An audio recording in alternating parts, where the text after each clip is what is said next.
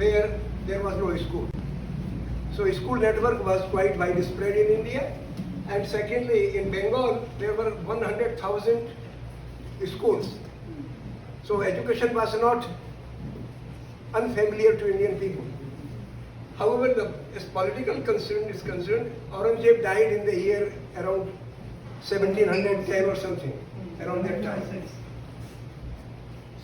And disintegration started of politics, central authority started even in his lifetime. But after that it decayed. But still India was independent because the trade was continuing till 1757. Textiles was in. So India was ruled like the yellow part here is called the Maratha Empire. It was not a single government. It was many states within this yellow region ruled by different rulers. The green part on the left is Punjab, which was ruled at that time by Maharaja Ranjit Singh. And the green part below was ruled by Tipu Sultan and his father Hyder Ali. So India was politically a little weak, but villages were quite independent, self-reliant, and there was no hunger of that kind of magnitude in which people die in large numbers. Then how in the East India Company took over, I used to think that the War of Plassey in 1757 was a big war and India lost it. It was really not a war, it was a fake war. Robert Clive, the Governor General of East India Company, he bribed the General of Sirajuddaulah, who was 23-year-old at that time, and his general was Mir Zafar, he was bribed. And the people who financed his war, the British war, were Indian traders. Their names are given, I have collected these names from a professor of history, Harbans Mukhia. And the other people also said the similar names, like Indian bankers like Jagat Seth, Mehtab Rai, Raja Janki Ram, Raja Rai Durlab, Raja Ram Narayan, Raja Manik Chand, etc. These financed the war. So in the morning the war started, the evening was over, and then he was killed. Sirajuddaulah was killed. And Sirajuddaullah's kingdom was not only localized to West Bengal of today or Bangladesh of today, it was also spread in parts of Bihar and parts of Odisha. So it was a big kingdom, and then India's slavery began from there. For 100 years, British East India Company ruled, and gradually they conquered Maratha states and other states also. So by 1840, India was under complete control of the British. And Tipu Sultan and many other some rulers offered stiff resistance, but they did not succeed. Anyway, so India came under British rule or under the rule of East India Company. Then, in 100 years, from 1757 to 1857, what happened? The foremost thing that they did, as soon as the East India Company controlled Bengal, they raised the tax revenue, land revenue by 3 times. In 1770, there was a big famine in which 10 million people died. That was the magnitude. Then, 6 years later, since 1776, James Watt built the advanced version of steam engine. Steam engine that began the industrialization in Europe, in England in particular. So there were 4 requirements of industrialization. They required iron for making factories, they required coal to run the factories, and then they required raw material to produce goods, and then they required markets to sell the products. And as a result, India was already in the state of colonization, so that was expedited. And the first thing was, the foremost thing that happened was actually by 1800, 42 mills came in Manchester, and each mill employed thousands of people. And the foremost thing was that they should cripple Indian textile industry, which was the topmost in India. So that was done, and that led to the beginning of hunger, famines, death in India. So that was one single cause. This is what I have stated here. And immediately after this 1770, when people died of hunger, revolt also started. Chilkamaji began a revolt in 1778. And then other revolts also began. And 100 years later, Birsa Munda also came up. And so tribals continued the freedom struggle. Well, what was the impact of British rule in India besides this, that actually after 1857, at that time there was a revolt by many states and people against the British. But unfortunately, after a few months, that revolt was suppressed and British took over power. And then the power was directly taken over by the British Parliament, and they appointed a viceroy. So the power was taken away from the East India Company, and there was a direct rule of the British. And in 1905, they partitioned Bengal and clubbed East Bengal with Assam. And but this was resisted by both communities, Hindus and Muslims. And during that period of unrest, a lot of revolutionaries came up. So from 1905, and the British had to annul it, cancel it, by I think 1911 or so. Well, when I mentioned something about World War I, normally I used to believe that World War I was between two factions, one led by the Britain and the second led by Germans. But the main consequence that emerged out of World War I was the dismemberment of Turkish Empire called Ottoman Empire. What was happening? What was the reason? Because a few years earlier, by 1886 or so, diesel engine came into existence. So oil became important, and oil was controlled by largely Middle Eastern countries that were under the Ottoman Empire. So they wanted to destroy that and control the oil. So the main casualty was the, I do not say independence, but autonomy of those countries. They became slaves of Britain and its allies, and consequently, oil till from that point of time till today, even today, the Middle East is unstable. The stability was gone, exploitation began, and what was the direct impact on India? India provided several 100,000 soldiers for the war. 74,000 soldiers died in the war, in World War I, fighting for British with friendly countries that have been friendly to for centuries. Like Egypt was friendly to India, and other Middle Eastern countries, they were very friendly to India, have been even from the time before Prophet Muhammad. So this was the first casualty. In the India Gate is a symbol where all the names of the soldiers who died in World War I, they are mentioned there. So this is what we have said here when we talk about World War II. And high point of World War II was that Bengal suffered famine. Amar Sen has written a book in which he mentions that year the production was only 10% less. But partly the food grains were transported by the British authorities to war front in Second World War, and largely because the shopkeepers were given free hand, the traders were given free hand to raise the prices. So within 6 months they raised the prices of rice by 10 times. As a result, 2 to 4 million people died. Nehru has written in his book, 3 to 4 million, some people say. So somewhere between 3 or 4 million people died in that. And because in the working classes, large percentage was of Muslims, so they were larger to die. Similarly, in the trading class, Muslims also were there, but the larger percentage was of Hindus. So they suffered, so they became instantly rich within 6 months. And I consider that to be the major cause of partition. Because animosity was, when in 1946-47 violence started, then the violence mongers took advantage of this secret they try to interpret.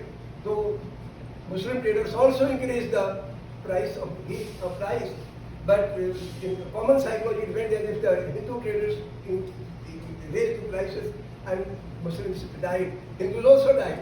Maybe they died like 30-35%. Muslims died in larger number because population was large. Anyway, so this was the consequence of World War II on India.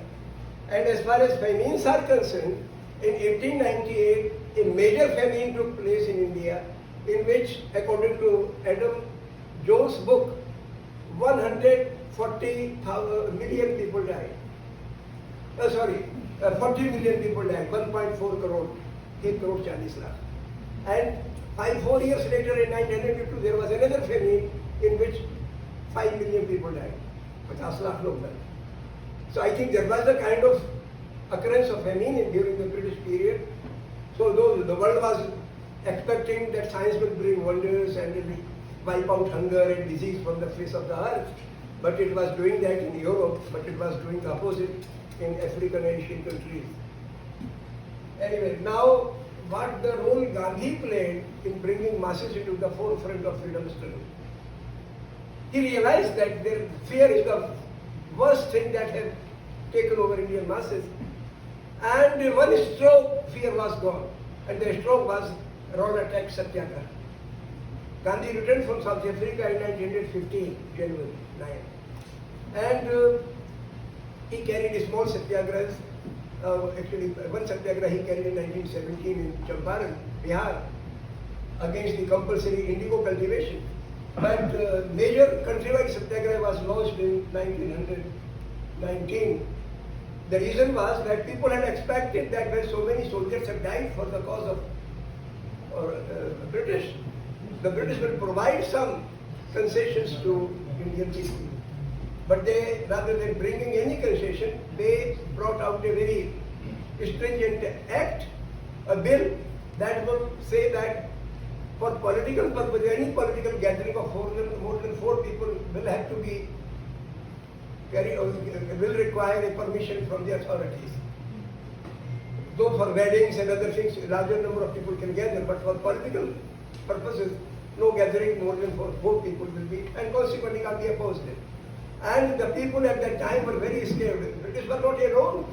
They had a network of landlords, money lenders, officers, who were and police, who were very fearsome, regressive. Everybody was scared of them. So when Gandhi gave a call, the strike was to take place on April 6th. In Delhi, it took place on March 30th, 1919, for lack of communication. And in this, 16 people died because police opened fire on many places, so the protesters were non-violent. And a few days later, then on April 6th, when the strike took place in the entire country, it was a massive strike. Millions of people came on the streets. And on April 13 or so, Jallianwala massacre took place, in which about 1,000 people died. And this is something about that. Then I go over to Salt Satyagraha. I consider this to be the biggest non-violent movement in the country, and in which 100,000 people went to jail, including 17,000 girls, a woman. So this was so Gandhi's struggle brought at the forefront women as well, Dalits as well. In 1916, Gandhi went to Godhra and he addressed a meeting. He found that main crowd, half crowd was near the dais, and then there is a gap, and then there were some other people standing over there. He inquired why those people are away from the main crowd. They said, no, they are untouchables. Then Gandhi in 1916 started a ashram, Sarvodaya ashram in Godhra. And he ensured that one of the main programs, constructive programs of Congress would be eradication of untouchability. So that was a major thing, and that pulled people, and he developed leadership from among the Dalits, tribals, Muslims, upper caste, every section of society, even from women. Here I mentioned 2 glorious examples of Satyagraha. One was offered by Khan Abdul Ghaffar Khan in northwest Pragya province, and this is a special massacre called Qissa Khwani massacre.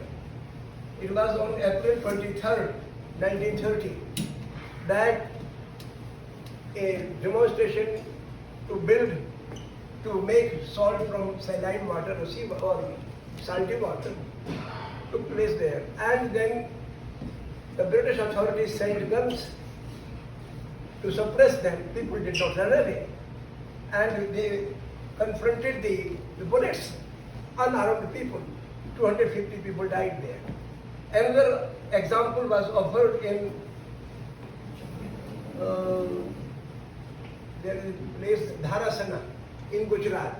Gandhi was to lead a campaign picketing or in front of a salt factory in Dharasana. He says that if I am arrested, then Abbas Tayyib ji will lead it. If he is arrested, then Sarojini Naidu and Maulana Abdul Kalam Azad will lead it. So Gandhi was arrested, Abbas Tayyib ji was arrested, so this lady, Sarojini Naidu, led the thing, and she said that we will go in batches of 25, and if we are hit by sticks, we will not raise our hand in self-defense. लाठी पड़ेगी sir पे तो आपको हाथ नीचे ही रखने. And this is the kind of non-violent resistance people offered.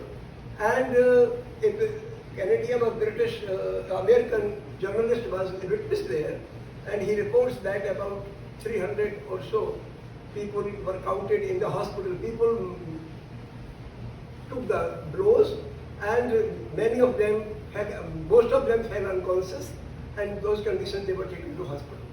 So this was the kind of satyagraha it was. And then I talk about Quit India movement, and there are many posters in between, I have not shown here. And this was the ultimate movement that took place during World War II. And Gandhi's wife died in prison, Gandhi's secretary Mahadev Desai died in prison, but Gandhi did not make a case out of it that we will arouse Indian sentiment by projecting the death of his wife or his secretary. He says it's all right, they have passed away, it's all right. It's a sacrifice in the struggle of freedom. So here I talk about that struggle. Then in 1946, sectarian violence erupted in Noakhali. First it started in Calcutta, then Noakhali. So here I mention how Gandhi intervened. One instance I would like to tell you. When Gandhi was going to Noakhali, he stopped for a day in Calcutta. And he went to see Governor BOS. He was a British governor. He said, what can I do for you? He says, my work is with the Chief Minister, people's representative. And when he met the Chief Minister, Sohrawardi, Shahid Sohrawardi, he impressed upon him that you are not a leader of Muslim League or Muslims only. You are leader of everybody. Your state is not an empire. It's an institution built on hard work, sweat and blood of masses. You have to provide security, well-being of everybody. And he was convinced that day onwards, I think Sohrawardi and many of his colleagues, they ensured that they will do their best to contain violence. Second, so this is the ultimate Gandhi sacrifice, how he confronted violence from Delhi, from Calcutta he came to Delhi after partition. And then he was willing to go to Punjab. He saw in Delhi there was a lot of violence. So one poster is about how he faced violence in Delhi. And then ultimately he got assassinated. And then after this there are two more posters. One after independence, what India gained, what kind of quality we followed.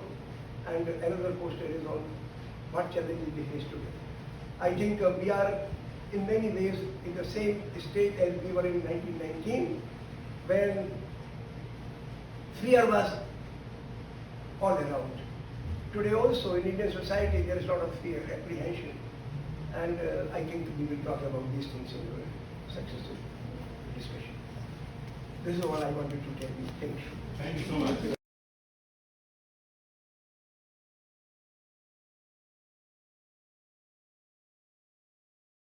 So we will start the program now. we have the talk now. If anybody wants to get something to eat or drink, please do. There is a washroom to the right hand side, straight through the kitchen. So feel free to use that, and we'll start in a couple of minutes. Some housekeeping rules. If you are not speaking, just wear a mask if you're indoors. If you're not speaking or eating, do use a mask.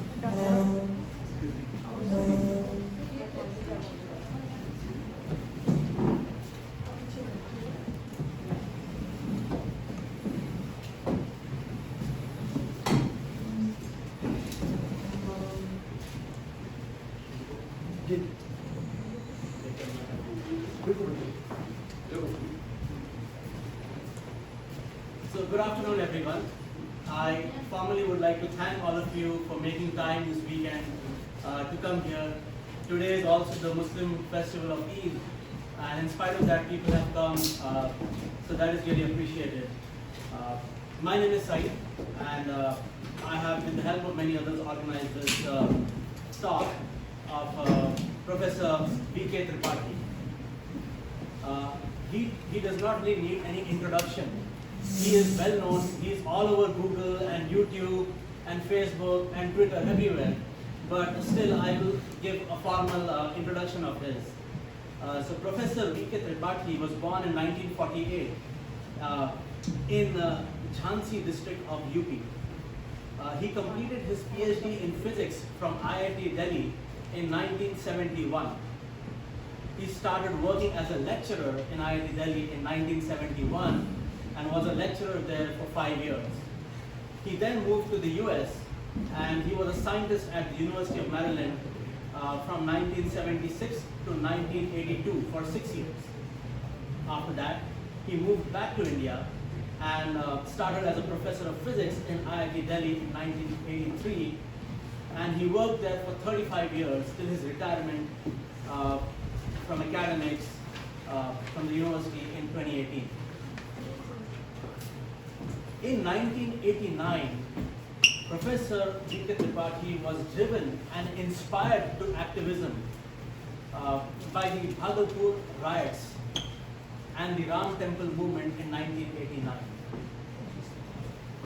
Since then, he has been active in activism in India. His core objectives are to develop grassroots non-violent resistance against communalism. He is one of the founders of Sadbhav Mission, an NGO. He has run campaigns against Rath Yatra and communalization of education, against NRC and many other communal offenses. Professor VKT organizes annual mathematics workshops for madrasa teachers since 2004. He also conducts many workshops in math, physics, and humanism in schools and colleges all over India and outside. He has worked in riot-affected areas in Gujarat, Assam, Uttar Pradesh, and Madhya Pradesh. Professor has helped schools in Mewat and Alwar in UP to operate and run. He distributes 15,000 to 20,000 flyers every year on major issues that affect peace and unity of the country. He publishes magazines and books on harmony and distributes them. Without further delay, I will now invite Professor VKT to speak and start his talk. Thank you, sir.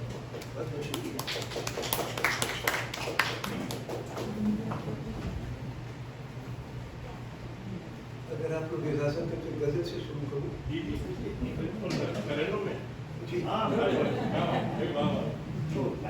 क्योंकि theoretical discussion हो गया हो जाए तो जो है मेरी कोई के दस्तूर दुनिया की है मौका भी है दस्तूर की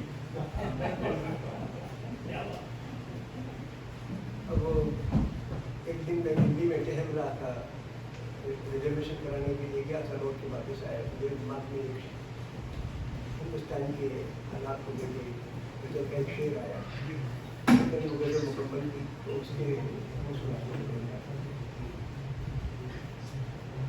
दरबार वफा में जब एक दिन सब लोग बुलाए जाएंगे, मंजर वो क्या मंजर होगा, सब भेद भुलाए जाएंगे, दरबार वफा में जब एक दिन हिंदू मुस्लिम लड़की लड़के ऊंचे नीचे का ले गोरे, छोटी छोटी पगड़ी वाले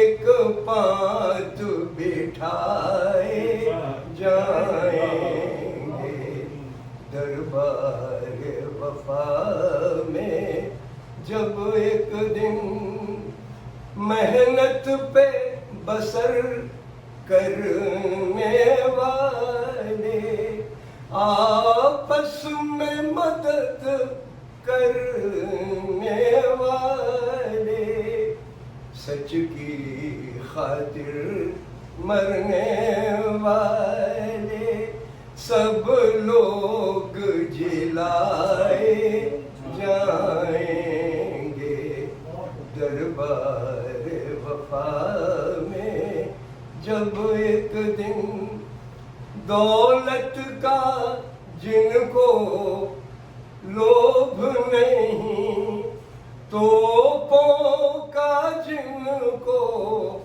खौफ नहीं, रंजिश से परे रहने वाले हाथों पे उठाए जाएंगे, दरबार वफा में जब एक दिन अल्लाह ब्रह्म शिव राम कृष्ण दुर्गा का होगा एक अक्स, पैगंबर सारे धर्मों के एक साथ दिखाए जाएंगे, दरबार वफा में जब एक दिन।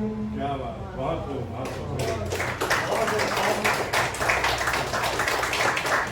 शुक्रिया। अगर आप लोगों को लगता है, दो चार लोगों को दिक्कत हो सकती है अगर मैं हिंदी उर्दू में बोलूं तो अंग्रेजी में बोलूं, या समरासिक समझे आप लोगों को, मैं अंग्रेजी में बोलूं या हिंदी उर्दू में बोलूं? इंग्लिश? श्योर श्योर श्योर, बीच बीच में हो सकता है दो चार सेंटेंस हिंदी उर्दू के भी बोलूं।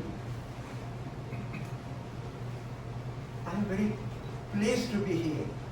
I have been thinking for years that I should visit this institute, this area where MIT and Harvard University, which are two of the world's most famous institutes, exist, should visit those places. Yesterday I visited Harvard and met only one person, my old student, and then I went to MIT. There also I could meet some people. Largely visitors. So unfortunately, I really could not meet much of the faculty or student community. But anyway, so I'm in that sense not that much satisfied with my visit. But I'm very pleased that all of you are here and I could meet you. And some of you are already working at MIT and at Harvard. So this is an opportunity for me to interact with you. I am worried about two things. One is the political instability that has developed in our country. And second is at the social level, the level of hatred. There is always hatred in human beings, jealousy, hatred, arrogance. This is a part of human life. But normally people, when they become in excitement they do something wrong, and when they become little quiet, then they recognize their error or mistake, then they try to rectify. It's a human tendency. But when hatred becomes an organized political activity, then it becomes devastating. So I have noted that the political instability that we are seeing, and I will explain what do I mean by political instability. I think it's fed by the unrest or prejudices, organized prejudices in society. So how to counter them, that is the issue. I consider political system to be representative. It should be representative of people's aspirations, people's grievances. It should provide voice to people's grievances. It should provide direction to economy. It should provide direction to education. That is a vibrant political system. But what has happened over the years, that politics, the dominant force in our politics in India in the last 3 decades has been sectarianism. And unfortunately it coincided with the state of globalization. In 1992 I had an opportunity to meet Manmohan Singh. He was the finance minister at that time. What was happening that RSS and its allied organizations had declared that they will go and break Babri Mosque on April 6. I was not that much worried about the Babri Mosque. But I was very apprehensive that in its garb, what has happened in 3 years, nobody was really interested, even Advani or Modi or anybody. They were not interested in Babri Mosque. That was just a focal point to arouse hatred, passions, to humiliate their own countrymen. ये उनके दिमाग में था, and then through that humiliation they acquired political power. और हिंदुस्तान का business class support कर रहा था. I treated the temple movement was not driven by RSS. They were just a vehicle. It was driven by India's corporate sector. It was. And so National Integration Council is a body, NIC. And their meeting was planned about, I think, 3-4 weeks prior to December 6, 1992. So I wrote a note and made 100 copies, and I said that I will go there. I will not be able to enter the NIC conference room, but I will be able to meet some people and give my note to them. Unfortunately, all the cars that came, windows were closed, so I could not speak to anyone, except Manmohan Singh's car had a little opening in the window, so I slipped my note in his window. And next day I got a call from the secretary that he wants to meet you. I went to meet him. Then he was very courteous. He came to the door of his office and received me and took me inside and talked to me for half an hour. I made one suggestion that, this movement is driven by India's corporate rich people. And if you can make an appeal to Chamber of Commerce, Indian Chamber of Commerce, and if they can instruct their community, then probably violence will not be that monstrous as we expect on December 6th. He listened and then he said that you have a point, but I don't think anybody will listen to me. And I said, I understand. But you appreciate my point, that's enough for me. Then I left. And when the election took place, next election, you may note that Manmohan Singh was the initiator of economic liberalization in India. And the major beneficiary was the trading class. But when the election took place, Congress lost the power. They voted some. BJP strength rose very significantly.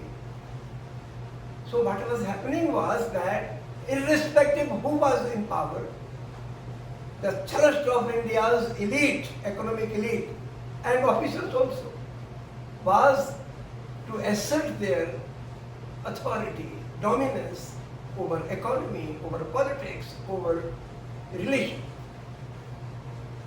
And the worst casualty in terms of religion has been that all the religious shrines in India, majority of the religious shrines in India,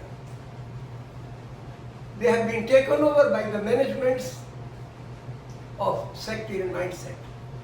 Earlier it was not like that. There was nothing like in Edinburgh. But then they strengthened the thousands and so on. So this happened. So politics in India since 1915, when Gandhi started mass movement, was pro-people. After independence also, there have been some vested interest. They are also active.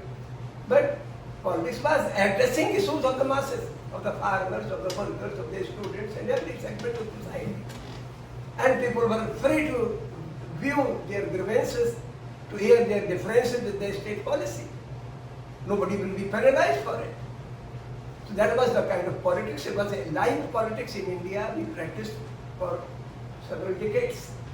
But 1989 onwards, when there was a rise in sectarian mindset and sectarian agenda took over, then gradually sane voices were suppressed. Some people were killed, like Dabhonkar and others. And so this has been a decay of Indian polity from 1989 onwards. And what we currently witness, we witness that India's polity is driven by corporate interests. All the legislations passed by the current regime have been primarily directed towards benefiting the selected houses, corporate houses. And it has been, they have brought disaster to farmers, disaster to workers, to youth. And unfortunately, situation is such that no political party is able to stand against the state. Many political parties in the elections, even they win the elections, like in Madhya Pradesh they won an election, or in Karnataka they formed a government. But then you can break political parties on the strength of money, on the strength of institutions like CBI or ED, Enforcement Directorate, and so on. Even the judiciary, the kind of judgment they have recently given in case of Gujarat riots, giving clean sheet to Modi is all right. But implicating the people who stood for justice, the lady like Tista Sitalwar, they are behind the bars. A friend of mine in Chicago, 86 years old doctor, and Gandhian by heart, by mind, by activity, has been served a so-called notice. 2 days ago I learned that because he participated in such demonstrations in the last 2-3 years, a lot of horrible things have happened in India and people are agitated. So he participated in some of the demonstrations in Chicago. That why not your OIC, this is called OCI be taken back? And that has sent a message across the community that if you speak against the government, Gandhi taught us that speaking against the government is not against the nation. And a person with genuine interest and concern for the nation will often speak against the government. No government on the earth is 100% pro people. They have their vested interest and masses have a right to speak out against it. This is a fundamental right. This is called democracy. And it's a fundamental right given by God. It's not somebody's gift or mercy. But this is what is happening. So, Indian polity is at a very crucial state today. Political parties exist, their leaders are, I have respect for them. All political parties have genuine leaders.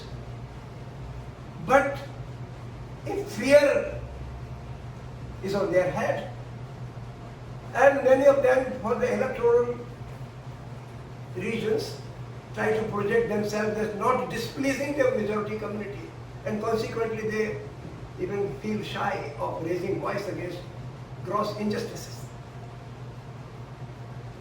Delhi's Kejriwal government on the issue of Kashmir, J&K took position, the same position supporting the state. Many political parties did that, though they are not actively campaigning against any community. But as far as political decisions are concerned, they find themselves very weak. So I think this is a very dangerous situation. And let me also tell you, you may be feeling that maybe Congress is the largest political party in India, and it has a network across the country, and they have the responsibility, and probably because of the leadership, they are weak leadership, they are not doing well. I don't think that's right. Let me give you an example. In 2019 election, I was campaigning. I campaigned in UP and I went to Bhopal also. I wanted two things, because Pulwama had taken place in, I think, February 2019 or around that time. And 45 people had died. And I was sorry for those people who died, because we were common soldiers that died. I felt really sad on that. I felt for a few days I kept quiet. But then I saw the government manipulating it to sabotage the election. It aroused the hysteria in the country, and that hysteria was कि कुचल के रखो, दबा के रखो. This is the feudal mindset, or I will call it as a imperialist mindset. तो मैंने एक नोट तैयार किया. पहले तो मैंने इलेक्शन के पहले वो नोट बांटा, that get over this imperialistic mindset, दबा के रखो, कुचल के रखो. After all, what is the role of Pakistan in this? वो लड़का जिसने वो कार लेके आया था, RDX वाली कार, वो भी हिंदुस्तान का लड़का था, अदनान नाम था शायद उसका. वो जो RDX था वो भी इंडिया का ही था. The system that failed, the surveillance system that failed was also Indian system. So it was largely a problem, an intrinsic problem of the country. It's the failure of the system or youth, misguided youth. It's a Hindustan की problem थी. हमने बहाना बनाया पाकिस्तान में. उनका हो सकता है रोल हो, लेकिन that is very peripheral. Main problem was yours.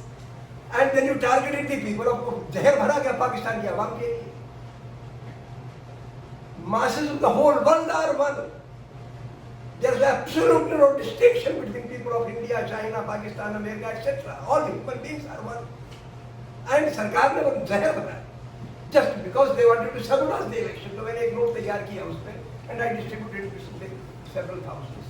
तो मैं गया जो बंगाल बांटते पहले तो मैं गया फरुखाबाद. सलमान खुर्शीद चुनाव लड़ रहे थे, but I was not campaigning for any political party, so I went to the city. और वहाँ पे गलियों में मैंने देखा कि ना तो कोई समाजवादी पार्टी का वर्क करे, ना कांग्रेस का वर्क करे, ना कोई बहुजन समाज का वर्क करे. Then I thought that तो कई लोग मुझे मिल गए, RSS के 5-5-6-10 लोगों पे वोट. बोले किसका पर्चा बांट रहे हो? मैंने कहा तुम पढ़ो इसके लिए. चुनाव के हमने 5 मुद्दे उठाए, लेकिन बहक के चुनाव में वोट मत डालना. तो बोले दिल्ली से क्यों आए? And so I could argue with them. But then I realized they were so aggressive that any common worker, local worker of any political party will not be able to campaign. फिर मैं गया भोपाल. तो भोपाल में मैंने एक नाई की दुकान पे लोग बाल काट रहे थे, नाई बाल काट रहे थे और कुछ लोग बैठे थे, तो मैंने उनको पर्चा दिया. मैंने कहा भाई चुनाव आ गया है और बहक के वोट मत करना, हमारे वोट पढ़ो. तो नाई हमसे पूछता है कि राहुल गांधी किसकी औलाद है? मैं हक्का बक्का रह गया. I told son of God, उसी की औलाद तुम, उसी की औलाद तुम, हम सभी अल्लाह ताला की भगवान की औलाद है. मैंने उसको कहा, वो खामोश हो गया. फिर मैंने कुछ और बातें की. फिर मैंने कहा कि बेटा इतना बड़ा पाप कभी और मत करना तुम. Never question the parents of any child. Humiliate करने के लिए, जलील करने के लिए किसी माँ पे और बाप पे उंगली मत उठा देना, तो वो खामोश हो गई। Next day I went to Vidisha. Vidisha में जब मैं सड़क पे साफ कर रहे थे, कुछ लोग झाड़ू लगा रहे थे, तो उनको मैंने पर्चे दिए, तो हमारी बात सुनने लगे। वो इसलिए में एक मोटरसाइकिल पे एक आदमी आ गए, वो सैफरन कलर का अपना अंगूठा डाले हुए। अरे किसका पर्चा बांट रहे हो? अरे हमने कहा तुम भी पढ़ो भाई।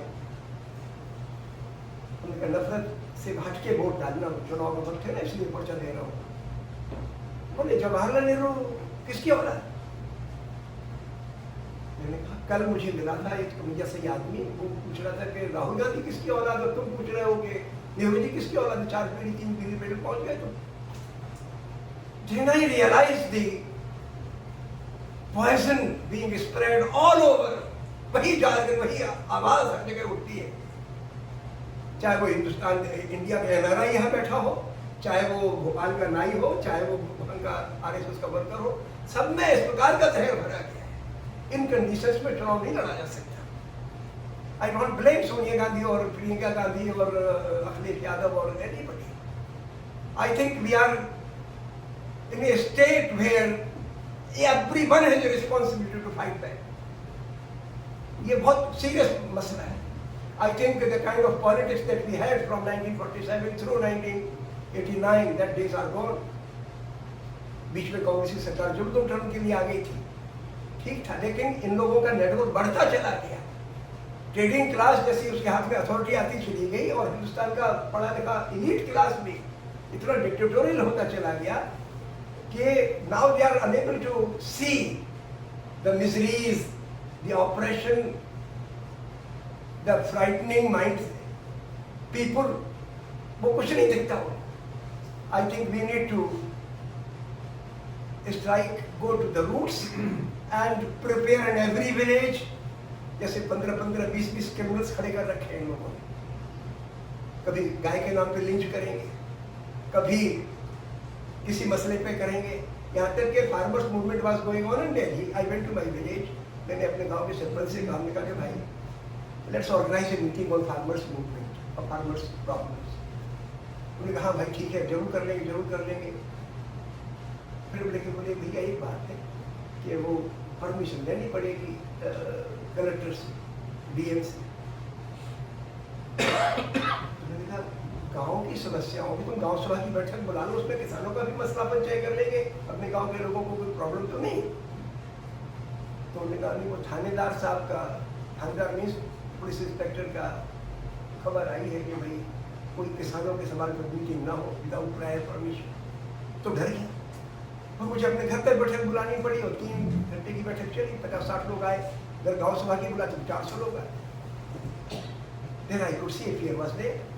मैं कुछ दिनों के बाद मैं विदिशा चला गया, वहाँ के गाँव में घूमा, वहाँ के सरपंच से बात की, उसने भी यही बताया कि भाई हम आपके साथ तो हैं, लेकिन हम सब नहीं कर पाएंगे। फिर मुझे इंडिविजुअली लोगों से मिलना पड़ा। So I could see that Punjab में ऐसा डर नहीं था, हरियाणा में भी ऐसा डर नहीं था, और वेस्टर्न यूपी में भी नहीं था, क्योंकि संगठन बड़े बड़े थे, या फार्मर्स संगठन ज़्यादा मजबूत नहीं थे, तो डर गए।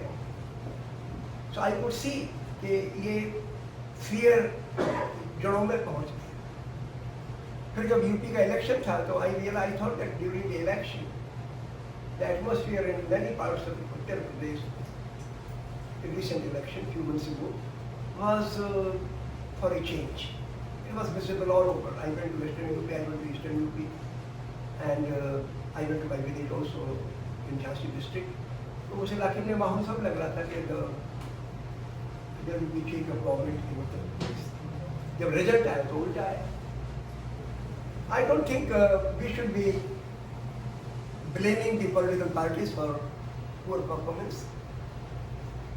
ठीक है, उनकी वीकनेसेस हैं, and they should do introspection and improve their cadre and strategies and so on. They should do that. That's certainly required. But I think we as a citizen, we need to develop or create networks or workers in every village. I think every village, if we can create 4 or 5 people who are open-minded, who are away or above sectarian prejudices, then those people can take people along because masses are not coming. It's only a network criminals of every village has created lynchers. 15-15, 20 हर गांव में उनको counter करने के लिए we need only maybe 4-5 people per village will be enough, because those people can counter the terrible propaganda, जिस तरीके की fake propaganda, prejudice पैदा करेंगे लोगों के बारे में, झूठी बातें फैला के, तो इसकी जरूरत है. So I think first requisite is this as far as politics. Second problem is federalism. When Kashmir on August 5, 2019, the government of India took away the status of J&K as a state and 370 भी खत्म किया, but most of the it was almost ineffective. 370 had been diluted immensely, so उसका जाना इतना serious नहीं था. लेकिन the state का जो status खत्म हुआ J&K का, it was very serious. और उसके खिलाफ मैंने कैंपेन चलाया. बल्कि मुझे तो हैरत थी. Normally when I go and distribute the pamphlets, I would have 10-15 friends who will either go with me or they go individually to different localities. Lekin at that time something different happened. It was a Friday, and Friday we used to have a meeting every Friday in Delhi University, Delhi School of Social Work. तो मैंने कुछ लोगों को कह दिया, हमने कहा कि we will discuss what to do on Kashmir issue. तो हमारे बहुत ही अच्छे friend, one of the most secular persons I have ever met, वो दिल्ली यूनिवर्सिटी में बायोफिजिक्स पढ़ाते थे. रिटायर नहीं हुए, इस बार में रिटायर भी हो गए. तो वो बोले कि भाई ऐसा है कि मैंने कहा 3 ऑप्शन रखे. मैंने कहा कि इधर we take a fast at Rajghat Samadhi, second we take out a march, third we distribute flyers. Then he says that you can take fast because you are retired. Maybe a few people will join, but probably people who are working or the students will not be able to join you because they are being watched. He was very serious about it. And if you take March, you will not be have many people. Flyers probably will distribute, but maybe many of us will not be able to carry those flyers on the streets. Why don't you call a meeting of a larger group? So I called a meeting. मेरा फरीदाबाद में एक घर है. रहता तो normally मैं अपनी बेटी के पास दिल्ली में हूँ, लेकिन I my original home is in Faridabad, जो हमने बनाया है, फ्लैट किया हुआ. तो वो मीटिंग बुलाई. तो 28 of us assembled for a day. 4-5 घंटे में बहस की कि क्या करें इसको. So we decided that we will give a memorandum to President of India. तो हमने फाइनलाइज कर लिया. But then in the evening I thought that if I give it memorandum to the President, only he will know about it. Unless I go and talk to the people, what is the worth of a memorandum? So I decided, अगले दिन ईद थी. ईद में मैंने सोचा कि मेरी बेटी रहती थी कुतुब मीनार के पास. दिल्ली में कुतुब मीनार सब दिल्ली में. वहाँ से मैंने सोचा कि मैं वहाँ से चलूँगा, सवेरे फ्लायर बांटता हूँ और जाऊँगा निजामुद्दीन रेलवे स्टेशन. तो वो करीब है 12-13 किलोमीटर का रास्ता है. मैंने कहा पर्चे बांटूँगा और लोगों से मिलूँगा, उनका ध्यान डालूँगा. So I started at 8 o'clock in the morning. By 1 o'clock I reached. वहाँ एक जगह है दिल्ली में, एक अस्पताल है, डॉक्टर बेटे के पहले पड़ता है, तो वहाँ तक पहुँचा मैं. उसके पहले लाइन बत्ती पे मोटरसाइकिल आ गई, तो कार आई, रुकी. उसने कहा कि मेरे पर्चे छीन के हाथ में कुछ बनाए, मेरे बैग में थे और कुछ हाथ में थे. हाथ के पर्चे 100-150 पर्चे छीन लिए. कहने लगा कि किसके पर्चे बांट रहा है. मैंने कहा दे रही. बोले गद्दार पाकिस्तानी, अगर तुम बूढ़ा नहीं होता तो बहुत मारता. मैंने कहा तो आप अभी भी मार सकते हो, लेकिन मुझे मेरा कसूर तो बताओ, व्हाट इज माय फॉल्ट. थोड़े एंटी नेशनल यानी देशद्रोही का काम करता है. इसे मैं पुलिस आ गई, कोई बुला के लाया हो. तो पुलिस वालों ने कहा हाँ ये पर्चे वहाँ भी बांट रहा था. किसके पर्चे बांट रहा है भाई. हमने कहा तो पढ़ तो लो पर्चे में लिखा क्या है. तो वो थोड़ा झिझके, और कुछ ऐसे 2-4-10 गालियाँ मुझे दी और चला गया ये आदमी कार वाला। तो जो दूसरा आदमी था पुलिस वाले, बोले करता क्या है? मैंने कहा तो नौकरी करती, मैं तो रिटायर हो गया। बोले करते क्या थे? मैंने कहा पढ़ाता था। बोले कहाँ? मैंने कहा IIT में। थोड़ा सा रुका, फिर बोला अच्छा अच्छा यहाँ नहीं बांटो बच्चे, जाओ यहाँ से। तो मैं से चला आया। कुछ दूर जाके मैंने फिर बांटना शुरू किया, लेकिन आई वॉज डिसहार्टेंड, तो मैं घर लौट आया, 2 बजे घर लौट आया। नेक्स्ट डे मैंने फिर रिज्यूम किया, तो उस दिन मैं चला गया दिल्ली गेट। आप लोग जो दिल्ली के नहीं हैं, in Delhi there is a place called Khooni Darwaza. Khooni Darwaza is place where sons of Bahadur Shah Zafar, the last emperor of Delhi, they were killed by Hudson, a British officer, in 1857. तो उसके पास में एक वो है बाल सुधार गृह, द जुवेनाइल क्रिमिनल्स जो 18 ईयर से कम होते हैं उनके लिए जेल नहीं भेजा जाता, उनके लिए उस जगह भेजा जाता है। तो बच्चों का जेल था। तो उसी के पास में एक हॉस्पिटल है। तो मैं पहले हॉस्पिटल में पर्चे बांटे, मैंने 400-500 पर्चे तो वहाँ बांटे 3-4 करके। फिर मैंने कहा कि वहाँ चला जाऊँ।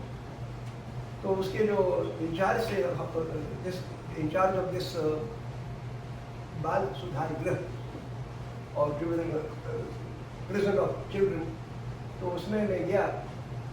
तो आरिफ हमारे दोस्त थे, वो उसके इंचार्ज थे। हमने कहा कि आप बच्चों से बात कर लो, because few months earlier he had organized a lecture among the children. तो मैंने लेक्चर दिया था, and the response was very heartening. तो मैं चला गया और मेरे दिमाग में उस वक्त तूफान से उठ रहा था। बच्चों से मैंने कहा when I was young I used to beat my sisters, I was a criminal, it was a crime, I spoiled their childhood, however I could correct myself when I became grown up. I hope you will also improve. Just be careful. So whatever bad things you have done, see into it that you don't repeat it. तो सुनिए मेरी बात। फिर मैंने कहा एक बात और तुमसे कही, अगर तुम अपने बाप को भी मार दोगे, even if you kill your father, you can be forgiven. But you will not be forgiven if you kill your neighbor because of his weakness. जब कमजोर है, उसमें ज़ईफ है, कम, उसका जात आपकी जात से नहीं मिलती, उसका धर्म आपके धर्म से नहीं मिलता। अगर आपने उसको मारा, इस बात का कोई मुकाबला नहीं। आज ही बच्चों ने आके मेरे पाँव छुए। Then I saw hope in those criminal children. So India is alive not because of the intellectuals studying or teaching at IITs or Delhi University or Jamia or JNU. India lives in those small children. तो भले ही criminal हो, लेकिन इंसानियत उनके अंदर बाकी है। मुझे बड़ी हिम्मत बनी उस बात से। I gain lot of strength that day. फिर मैंने अपने कैंपेन चलाए। तो मैं बताना ये चाहता हूँ कि जो फेडरलिज्म पे अटैक हुआ, this is very serious challenge. और कश्मीर का मसला अकेला आइसोलेटेड नहीं। मुझे उसकी और क्लैरिटी आई अभी पिछले जुलाई में। मैं फिर गया कश्मीर, नवंबर में गया था 2019। then I went recently to Kashmir. तो कश्मीर में I was going to Anantnag from Srinagar by a shared taxi. And that taxi I had 5-6 people. एक आदमी हमसे पूछने लगा, he was senior person working in a post office में post master रहा होगा। बोले आप कहाँ जा रहे हैं? मैंने कहा I am going to meet some people in Anantnag. We have some friends or relatives. Because I don't have any relatives or friends. But I have talked to some person on phone, and he says that he will introduce me to local people. So I am going. तो उससे मेरी बातचीत तो बोले आप 3 काम कर रहे हैं। एक काम तो ये है कि in our state we have a lot of देवदार trees. देवदार is a wood which is even better than सागौन। टीक मुझसे भी अच्छी है। तो वो लकड़ी है, सब लोगों को मिल जाए। आजकल बाहर जा रही है, because central government has taken over power and they are taking wood away from J&K. Second, उसने कहा कि हमारी रिवर्स में वाटर फ्लो बहुत रैपिड है, बहुत तेज पानी बहता है, हाइड्रो इलेक्ट्रिसिटी बनती है, बिजली बनती है उससे। सो इज इट पॉसिबल कि वो बिजली that electricity is given to us rather than sold to other states. Very genuine thing. एक और उसने कोई बात कही, हाँ एक बात और कही, बोला कि Kashmir relies significantly on tourism. And if there is a taxi that comes from Delhi or any other part of the country, then the taxi can move anywhere in J&K, Jammu and Kashmir. However, if there is a taxi of Jammu and Kashmir, and if we take the taxi to Delhi or any other part of any city, so we are told to keep the taxi on the border, और वहाँ local taxi करके फिर लोगों को घूमना पड़ता है, and that is a terrible thing, क्योंकि लोकल टैक्सी महंगी पड़ती है, फिर ढूंढो टैक्सी को, इसको कहाँ रोके रहो, जो उसका 1-2 दिन का भाड़ा अलग से दो इसका, तो दिक्कत पड़ती है। इतना करते हैं आप मिलता है और suggestion surgery to create a time not to have to do, ऐसा कह के हमारा ना अनंतनाग है लोचर देना ही। अपने दोस्त को मेरे दिन से रिपोर्ट में बात हुई तो उनको कॉल किया, हमने कहा कि I am right here, he said I will come in 20 minutes. So I had 20 minutes time, so I went to taxi stand and taxi वालों से बात करने लगा। हमने कहा कि आप लोग ठीक हो, लॉकडाउन तो चल रहा है, काम में तो नुकसान आया होगा, there been some problem, financial problems for you, and said that 8 months ago there were elections here for BDC and DDC, District Development Council and Block Development Council. And in those elections, Commissioner of Anantnag hired taxis, about 1,000 taxis they hired for 40 days at 1,000 rupees per day rent. एक पैसा नहीं मिला हमारे लिए, पैसा दिलवा दीजिए। Then they took me to their union office, उनसे भी बात की, तुमने भी सबने यही कहा कि प्रॉब्लम है। तो next day I went to Farooq Abdullah chief minister, earlier ex chief minister. तो उनसे मैंने कहा, तो हमें उनसे 40 मिनट मेरी बातचीत हुई, उन्होंने कहा कि भाई I know the problem but who listens. Then I went to the governor, lieutenant governor Manoj Sinha. तो एक तो उनके पास जाना बड़ा मुश्किल, because there are many circles of security, you have to enter first circle, then second circle, third circle. तो मैं 1-2 मिनट तो पहुंच गया, फिर हमने कहा कि सर्कल वाला बोला security guard that you can not go inside, get a permission, please call, I want to meet the governor. तो उसने कॉल किया, उनकी सेक्रेटरी के भी, सेक्रेटरी ने फोन उठाया, उसने कहा कि अभी वो गवर्नर साहब अवेलेबल नहीं है। तो हमने कहा I would like to meet secretary, उन्होंने कहा वो भी अवेलेबल नहीं है। तो हमने कहा I want to meet his clerk. तो उसने कहा कि अभी आप वहीं छोड़ जाइए, वो the application I had written a note, so leave your note with the security guard. मैं उस छोड़ के चला। Then I realized that because the state has lost its status as a state, there is no channel left for people to express their grievances or communicate their grievances to the chief minister or authorities. कौन सुनता है? And this is a very serious problem. And at the national level, I tell you, even in parliament, members of parliament are not heard. The entire country is being run by PMO, Prime Minister Office. Nobody listens. 2 years have gone, more than 2 years have passed since the lockdown began in 2020, March 2020. And in the whole country, the trains are not stopping at rural stops, rural stations. मेरे गांव में 5 गाड़ियां रुकती थी, 3 express train और 2 passenger train एक तरफ से और 2 पैसेंजर, 3 गाड़ियां दूसरी तरफ से। सिर्फ 1 पैसेंजर ट्रेन इधर से रुकती है, एक उधर से रुकती है, उसका भी किराया एक्सप्रेस ट्रेन का किराया लेते हैं, जबकि है passenger train. And nobody listens. We approached local MLA MP, उन्होंने कहा भाई वो देखेंगे, nothing happens. So what has really happened is that India has lost political network, a connection between people and the government.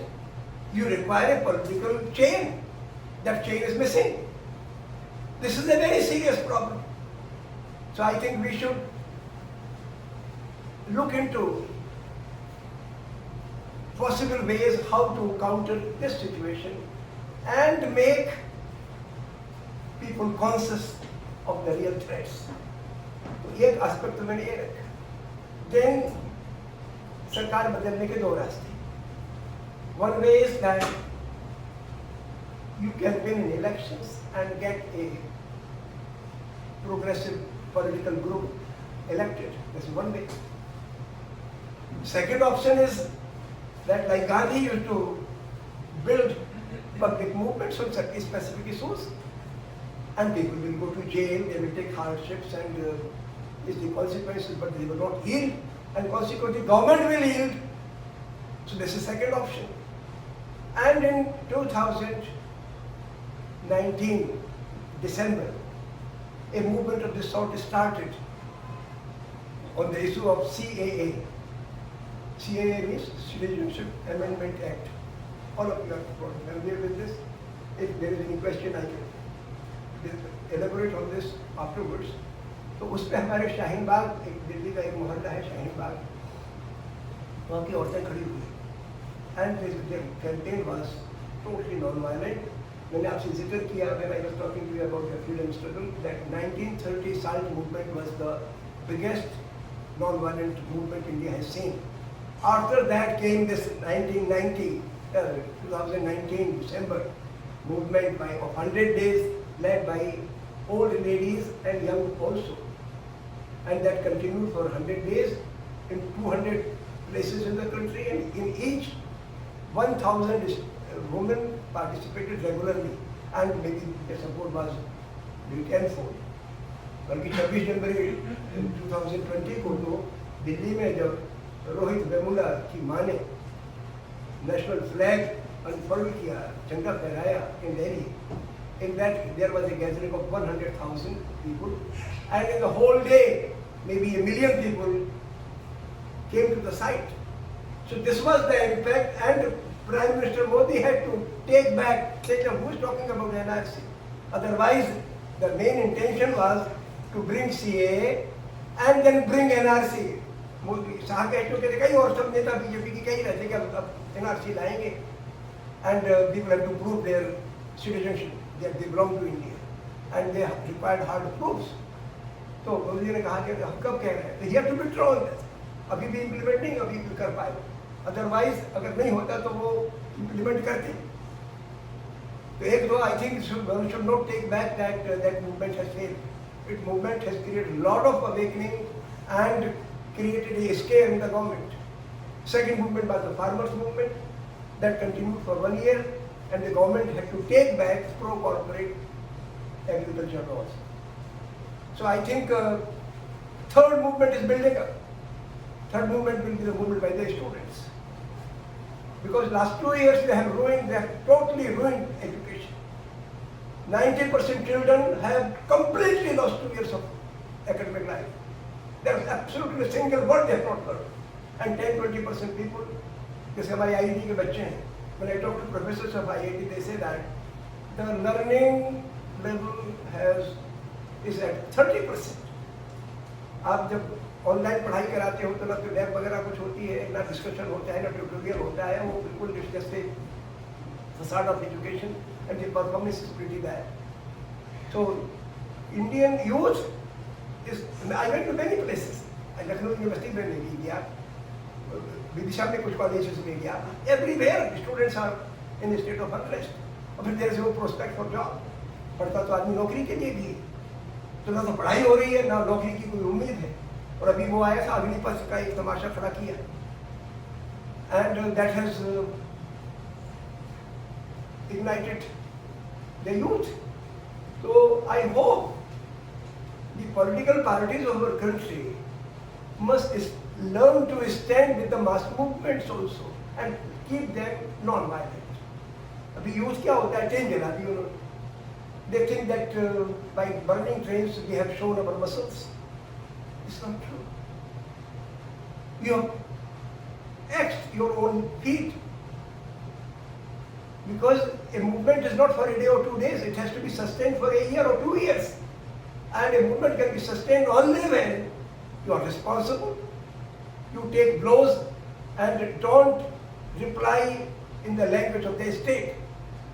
बंदूक चलाने का हक तो सरकार को है, गलियों बुरी हो तो वो चलाती है, क्योंकि वो repressive. You are not a repressive entity, you are a responsible entity, and consequently political parties should side with the mass movements. और उसमें 2-3 जगह फेल हुई, मतलब पॉलिटिकल पार्टी वो फेल हुआ मानता हूँ. When Shaheen-Bagh movement was going on, lot of girls, advocate girls from Supreme Court participated there. मेरे साथ कई लड़कियाँ घूमी. I advise many people that let's go to the localities. Awareness पैदा करो, because the propaganda was going on कि किसान तो खूब खाते पीते हैं, हट्टे कट्टे हैं, मोटे ताजे हैं, इतनी महंगी फसल बेचते हैं, महंगी सब्जी बेचते हैं और पैसे बना रहे हैं. तो पैसा उनके पास से नहीं जाता, पैसा तो व्यापारी के पास जाता है. जब टमाटर की फसल पहले 15 रुपए किलो बिकती है और 3 महीने बाद वो बिक जाती है 70-80 रुपए किलो, तो जो पैसा वो किसान के पास से नहीं जाता, वो तो कोल्ड स्टोरेज में जो उनको खरीद के रख लेता है और वक्त पर निकाल के उनके पास जाता है. तो ये बातें आपको समझानी है. तो किसानों के बारे में उसी प्रकार, और लड़कियों के बारे में कि ये जो CA आया, हमने कहा in what way this affecting people, तो हमने कहा बस्तियों में चलते हैं. लेकिन very few people went into the localities, and we were political parties in particular they could have taken this to masses, but they really did not do their work adequately. तो मेरा सजेशन ये है कि उस level पे लोगों को political parties पर जिनका जिससे contact है, we should motivate those political parties to go to the people and don't compromise on the basic issues of citizenship of every person born in India is Indian citizen. One need not prove it. हाँ, किसी पे आपको शक है तो उससे आप मांग लो. But एंड ब्लॉक आप सबसे कहोगे आप अपना हमें खाता दिखाइए कि आपका पास you have a birth certificate from a hospital, you have a high school certificate from a board, state board. Those kind of things have to be opposed. और कांग्रेस ने किया था, एक बहुत बड़ी रैली की थी कांग्रेस ने CA के सवाल पे. फार्मर्स के सपोर्ट पे भी उन्होंने कुछ किया पंजाब वगैरह में, लेकिन कंट्री वाइड होना चाहिए था. So we need to work on that. Now as far as the second part is concerned, I think I almost close to close. I will break the time. Just permit me for another 5-7 minutes. I will conclude. Second aspect of my talk is about, other than political fronts, what is happening in the social activist front. I think one front that has been ignored significantly by social activists is the religious front. And I used to think earlier that religion is a different matter and all these things are related to economy or polity, which is true. But religion has gone to a level where unless you check it, it will be very devastating. The threat has come in open terms from Dharm Sansad. They have declared that take arms, we have to go for genocide of Muslims. Though they बाद में गया उनसे मिलने के लिए, I did not find those people. They were other sadhus. उन्हें कहा हमारा उनसे कोई ताल्लुक नहीं है. I felt happy that at least some sadhus are there who are not with them. So it's not. In India we have about 500,000 sadhus, and a few thousand of them are sectarian and they would like to go for genocide, but others are not at the moment. हमारी problem क्या है कि जितने भी हिंदुस्तान की religious institutions हैं वो सब एक सेंस में डिस्टेबलाइज की जा रही है. ड्यूरिंग टेम्पल मूवमेंट इन सारे के सारे का जो मैनेजमेंट है जिससे आमदनी होती है, there are temples in the villages, nobody bothers about it. But when there is a temple in the city जिसमें कि आपको 1000 रुपये 2000 रुपये रोज की रोज पैसे की आमदनी होती है, the management of those counts, और वो सारा का सारा management has been taken by sectarian people. ये बड़ी खतरनाक चीज होगी. तो पहला काम तो जो सेकुलर माइंड, आप भले ही कुरान पढ़े ना पढ़े, आप रामायण पढ़े ना पढ़े, लेकिन एक बात हमें समझनी ही चाहिए कि that for millions and millions of people religion has been an instrument of solace, some peace. जाते हैं अपनी थकी हारी जिंदगी में अल्लाह ताला के दरबार में पहुंच जाते हैं, नमाज अदा कराते हैं तो बहुत सुकून मिलता है. बीमार पड़ जाते हैं, दवाई नहीं करा सकते तो जाते हैं अल्लाह ताला को याद करते हैं, भगवान को, राम को याद करते हैं, हनुमान जी को याद करते हैं, तो सुकून मिलता है। ये चीज बिल्कुल सही है, इसमें there is nothing wrong about. लेकिन मसला ये है कि उन इंस्टीट्यूशंस में जब आदमी आया तो सर झुकाने के लिए पहले तो डिस्क्रिमिनेशन होगा कि अगर तू ब्राह्मण है तो आगे जाके नमाज पढ़ेगा या आगे जाके वो पूजा करेगा, और अगर दलित है तो बाहर दरवाजे से कर लेगा। तो एक तो डिस्क्रिमिनेशन उसमें होता है, और दूसरा मसला इसमें खड़ा ये होता है कि अगर किसी ने डिस्कोर्स कर दिया नफरत वाला कि हिंदू बड़े खतरे में है और ये हुआ और वो हुआ, और उसमें एक बात सच्ची और 99 झूठी, और कई बात 100 की बात 100 झूठी, तो फिर वो जहर भरता है। तो I think it's our responsibility that this should not happen. So there should be a minimum code of conduct of the religious shrine, that no discourse or no threat to human life will be served, चाहे वो गाय के नाम पर हो। अगर गाय में 36 करोड़ देवता रहते हैं तो इंसान में तो मुकम्मल भगवान रहता है, God himself is there. You cannot take revenge from human life on the myth कि इसके बाप ने कभी गाय का मांस खाया होगा या ये खाएगा। This kind of arrogance has to be faced, confronted. एक तो रिलीजियस फ्रंट पे हमें काम करने की जरूरत है। आई थिंक यहाँ पे भी मैं तमाम मंदिरों को मैं जानना चाहता था, एक आदमी गया, लेकिन I could not really find develop a articulate A strategy that I will go to the shrines and convince those people that please don't let your shrine to be misused for hate mongering or for serving threats of other communities. लेकिन वो करने की जरूरत है। मैं चाहता हूँ कि अगर Indian community living in United states जो सेकुलर माइंडेड लोग हैं, अगर ये लोग भले 10-20% है, बाकी लोग तो कम्युनलाइज हो गए, अगर ये लोग भी अपनी इनिशिएटिव लें तो probably we can do something on this front. मैंने इस लिहाज से एक काम किया। I wrote a book, Tulsidas ji की जो रामायण है, रामचरितमानस, उसमें से मैंने राम भरत मिलन का एक प्रसंग निकाला। Actually what happened was in month of January I lost my brother-in-law, he died. So there was a lot of sadness in the family. In the evening when we came after cremation, I was really in pain. So I thought like bring Ramayana. I had not read Ramayana for several decades, लेकिन वो दिन मंगाई रामायण। मैंने राम भरत मिलन पढ़ना चालू किया। That Bharat returns after cremating his father, and then he assembles, gathers people of the city, and then expresses anguish and pain that because of whom my brother has gone to forest. वहाँ से चालू किया, और वो 13 दिन में 1-1 घंटे पढ़ते थे, 13 दिन में पूरा पढ़ लिया। तो मैं खुद रहा, मैंने खुद ही पढ़ा, लोगों को बड़ा सुकून मिला उससे। तो फिर मेरे याद आया कि कुरान शरीफ में हुदैबिया करार नाम की एक चीज है कि सारे के सारे लोग मदीना से चल के about 1400 people came to Mecca just to pay their homage. वो पिलग्रिमेज करने के लिए आए थे कि हम चलो बस तवाफ करके लौट जाएंगे, लेकिन इन्होंने फिर एक अपना आदमी भेज दिया मोहम्मद साहब ने सुफियान के पास। The person went there and he said that कि हम किसी और बुरी नीयत से नहीं आए, we have just come here to, अरे आप लोग जा रहे हैं? I'm sorry. No, it's okay. I'm so sorry, but we have another appointment. So. I'm sorry for being too long. No, it's okay. No, I'm sorry. We No, it's all right. But Yeah. I'm very pleased that you could come. I'm very No, grateful to you. the pleasure is entirely ours because it was very, very good to listen to you. अच्छा, आप लोग मेरे ख्याल से probably I have already said everything, and Thank you. very nice to see you. Thank you. I think maybe I should close at this point, and maybe if anybody has any questions, we can take the questions. I think it is already more than an hour. I'm taking. Yeah, maybe around an hour. Around 45 minutes, 50 minutes. So I have a question. So thank you very much for a very wonderful talk, Professor Chakra. So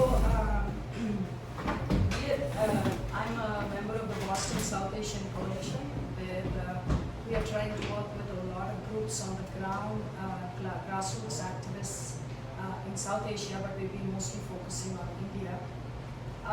So obviously obviously it's a very difficult situation right now, and we are very proud to have you here. We're very happy to have you here.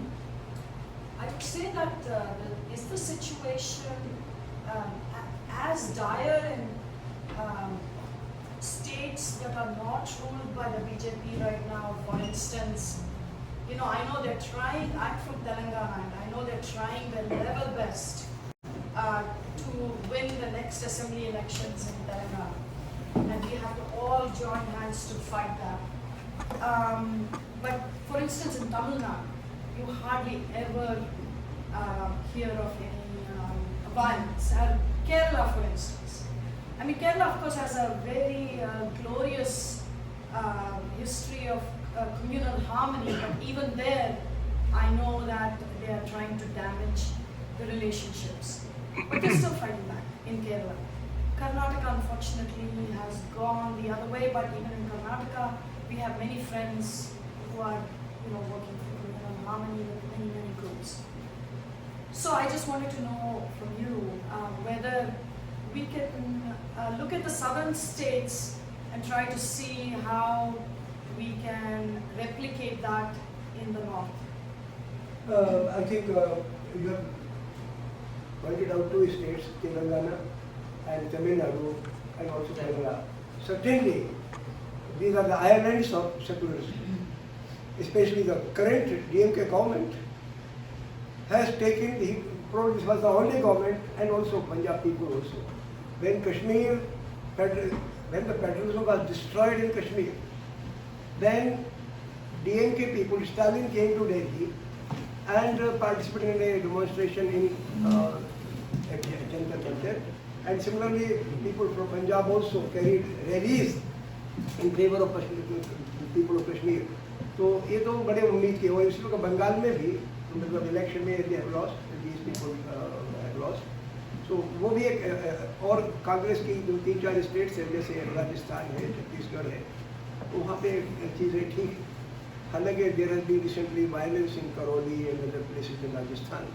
So because elections are around the corner in a year, no problem to have वहाँ पे. लेकिन still I consider that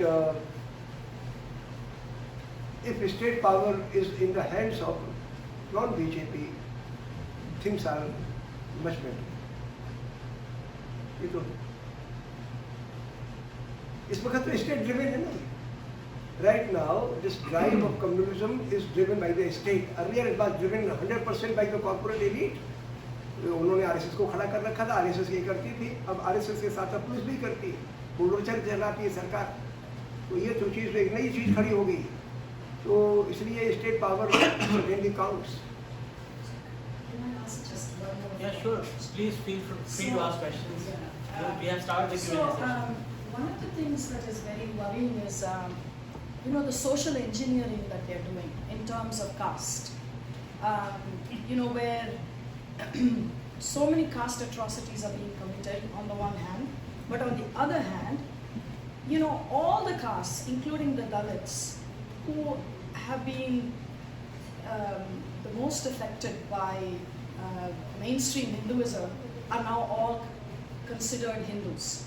So this kind of pitting all the castes against Muslims is going on at a very organized level. But one of the other things is in Tamil Nadu, this party VKT, which is Viduthalai Chirutaigal Kachi, Tol Tirumalavan, who's a Dalit himself. I mean, they have supported Kashmir. And in Tamil Nadu recently, there were a lot of rallies where different forces, along with communist parties, they came together, along with Dalit organizations, and said that we will not, you know, tolerate this kind of violence.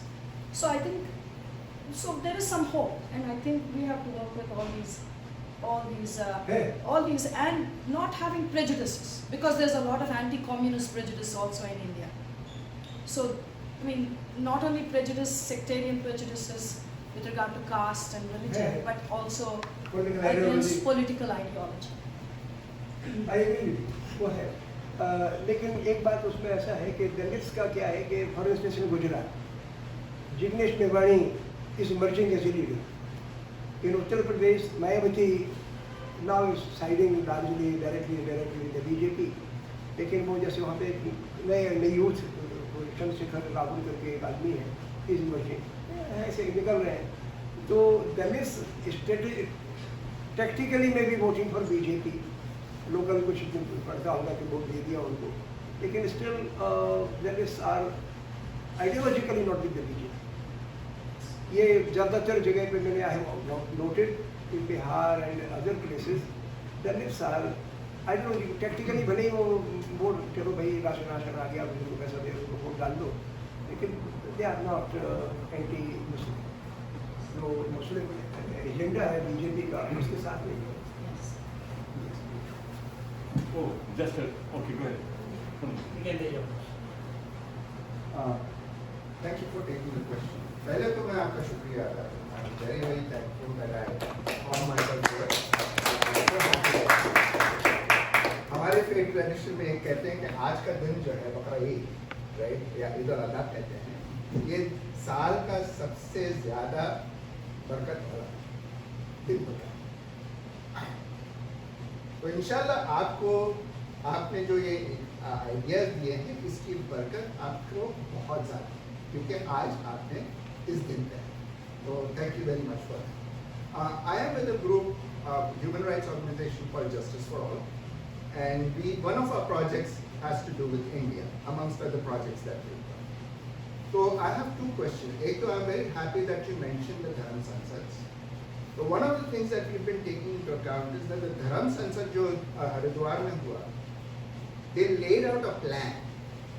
They said collect arms, find suicide bombers, kill 2 million Muslims so that the rest are driven out of India. So that was a clear plan that they presented in a, not on paper, but it was set up, right? So uske virodh mein we did not actually see too many mainstream Hindus come out and say that we are distancing ourselves from these people, except for a few here and there. So that was, to us, looking at it from such a far distance away, it was almost as though this hate has now been mainstreamed into Indian majoritarian society. तो पहला तो मेरा सवाल आपसे ये होगा कि is this a incorrect way of analyzing the situation? We have actually done a full translation of these Dharam Sansads and we have distributed this to two agencies over here. तो एक तो वो question है. दूसरी चीज ये है कि I will say from our own experience as Muslims, around the turn of the century, a lot of our masajid in this country were being taken over by some extremist elements. So they did not come in all at once, लेकिन वो थोड़ा थोड़ा आ रहे थे अब हमारे masajid, right? It was a struggle for us to take our religious institutions in this country back from these extremists into the hands of the people who are more moderate. So the second question I will ask is, how do we go about, and this I believe is something that should rest with the American Hindu community, how do we go about explaining to the Hindu community in the United States that they face the same danger? So Bharat, again, thank you again for this. As far as the threat by the Dharam Sansad is concerned, it's very dangerous. And but still I would consider that it's just a fringe. And though while I was distributing flyers against that in Delhi, वो flyer मेरे पास अभी से हम ही ला पाया, लेकिन I distributed 50,000 flyers in Delhi on this issue itself. तो जब मैंने वो पर्चे दिल्ली में बांटे तो I found supporters of that ideology also. लेकिन वो I would say if I distribute 100 flyers, I will get 2 people कि वो धर्म संगठन का गलत कह दिया. लेकिन I will find 10 others who will say कि भाई बहुत ही गलत कह दिया उन्होंने. लेकिन then there were others जो कि पेपर ले लेते थे, there was no response. My impression is that there is a network of lynchers. कि गाय के नाम पर मारो, पीट के मारो, ऐसे लोगों का ही नेटवर्क है. उसका खून खोलता रहे, इसलिए उन्हें अपना मीटिंग करते रहते, नारा देते रहते हैं. कभी मोर्चे का मंदिर बनाएंगे, कभी कुछ करेंगे. कभी गांधी को गाली देंगे, कभी कुछ इस तरीके का करते रहते हैं। अभी वो उन्होंने there are 2-3 more campaigns connected to it. एक तो ये है कि मुझे से रामनवमी के दौरान उन्होंने मस्जिदों में झंडे फहराना, या यहाँ पे अमेरिका में बड़ा प्रोपेगेंडा चल रहा है, वो कुरान शरीफ की 26 आयत है, उसको लेके कि साहब उसमें काफिर का जिक्र आया, तो यार वो उस पर मसला उठाया। फिर एक सवाल उन्होंने उठा दिया, ये कुरान शरीफ मोहम्मद साहब का पे किसी लड़की ने दिल्ली में स्पोक्समैन बीजेपी ने बयान दे दिया, सोचते हैं इस तरीके के तमाशे तो करते हैं, लेकिन क्योंकि नेटवर्क का खून खोलता है उसके लिए कर रहे हैं। लेकिन प्राइमरी जैसे हिंदुस्तान में for 3000 years we have been witnessing oppression on Dalits, तो दलितों को मारा भी, कत्ल भी किए, सब कुछ किया, लेकिन प्राइमरीली इनसे काम कराया। अब मतलब एक बड़ी कमी एक रहेगी, अम्बेडकर ने एनालाइज तो सही किया कि यहाँ पर दलितों पे क्या क्या अत्याचार हुए, लेकिन इस focus was more on social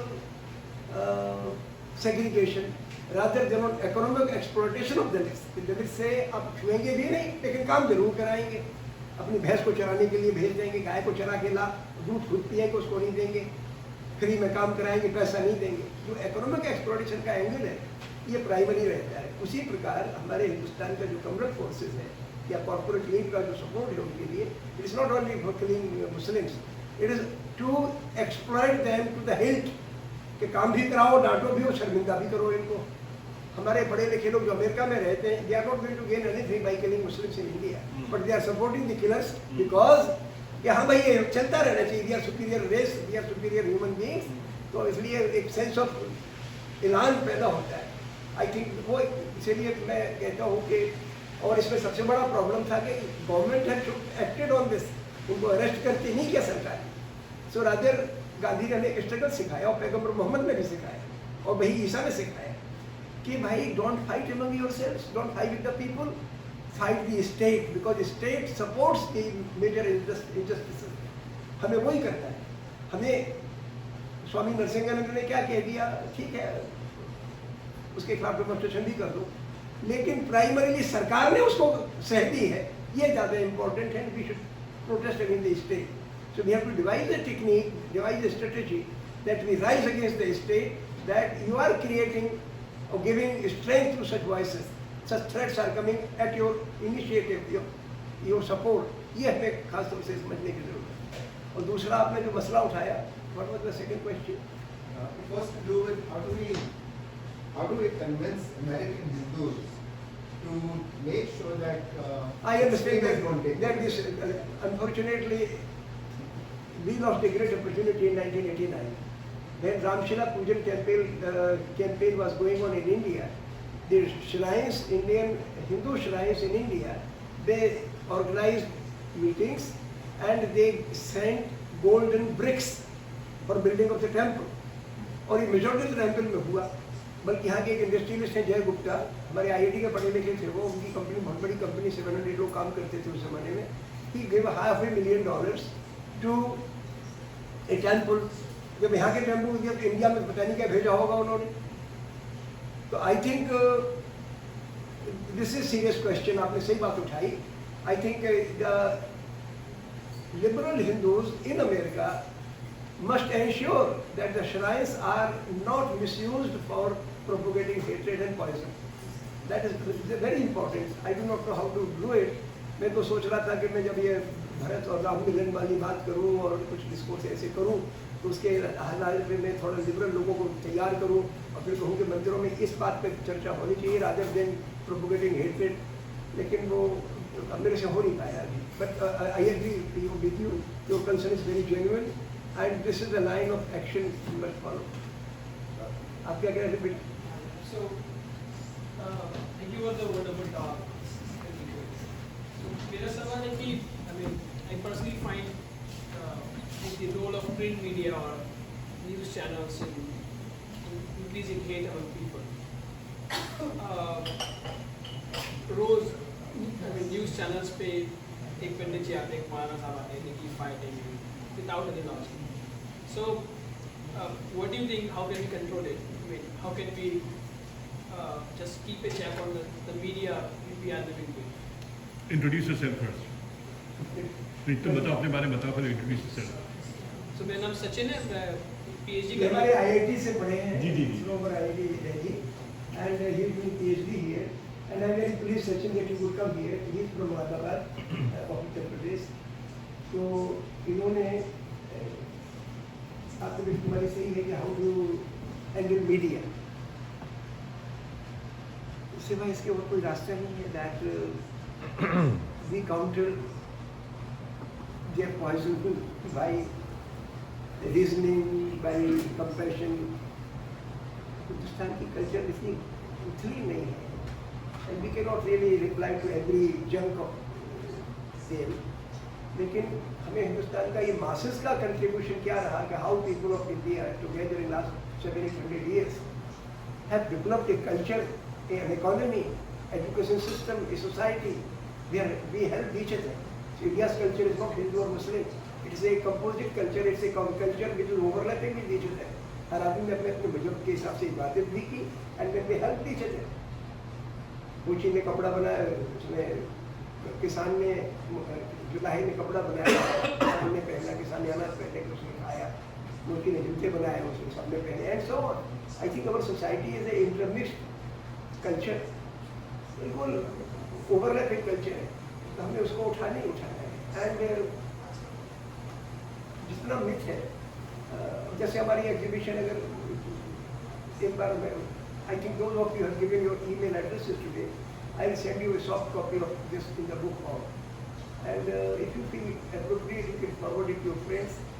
And वैसे तो 15 अगस्त आने वाला है. I have given you a note on 15th August. अब वो बात में चाहता हूँ कि अगर आप लोग ठीक समझें तो उस पर सिग्नेचर ड्राइव चला रहे हैं. We want to meet ambassadors next week. If he gives us time to present a memorandum to him that the government of India, Prime Minister ने last year कहा था कि that we should celebrate August 14 as a day of, उसको कहा था उन्होंने Partition Horror Remembrance Day. और अभी वो कश्मीर फाइल मूवी आ गई, उन्होंने कहा कि 300 कश्मीरी पंडितों को कितनी बेहमी से मारा, which is painful and which is true also. लेकिन भाई 80,000 मुसलमान भी मर गए। वो उनके बारे में आप अगर दोनों बातें बता देते तो लोगों का खून नहीं खोलता। People don't believe one community against another community. But when you say only a small fact and hide the bigger fact, तो फिर वो एक जुनून पैदा होता है। तो इनका तमाशा तो यही है, इनके लिए क्या पार्टीशन में मरा कौन? तो अब भाई हिंदू भी मरा, मुसलमान भी मरा, सिख भी मरा। अब अगर आंकड़े अगर देखिए कोई दिखा दे, जैसे कि मैंने इसमें एक जगह लिखा हुआ है, ये आखिरी पैनल है कि जब पार्टीशन हुआ सबसे ज़्यादा वायलेंस पंजाब में हुआ।